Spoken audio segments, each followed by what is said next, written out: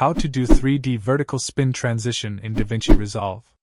To begin, I added 2 clips to my timeline. Go to Effects panel and click on Effects. Drag a fusion composition above your clips and timeline and to the start of the second clip. Right-click on it and choose Change Clip Duration. Click on Frames, set it to 20, and click Change. Drag the composition 10 frames backward to position it exactly in between 2 clips. Move the playhead above the composition and go to the Fusion page. Click anywhere empty, then press Shift plus Space. Search for Media in, Image Plane 3D, Renderer 3D, and add them. Connect Renderer 3D to Media out. Select Media in node and change Media Source to Background. Select Image Plane 3D and click on the Transform tab.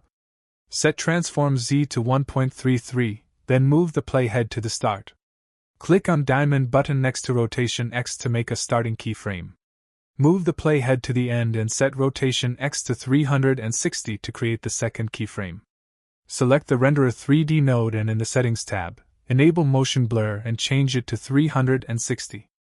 To smoothen the animation, open up Spline panel and check the Image Plane 3D checkbox. Click on this button to see all the keyframes. Click on this button to select all the keyframes. Click on this button to add curves to the keyframes. If you want more curves, hold down the Alt key and drag these handles to increase the curve in a straight line. Now go back to the Edit page.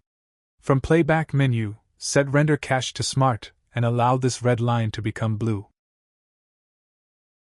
In the Sound Library panel, from drop-down choose Fairlight Sound Library.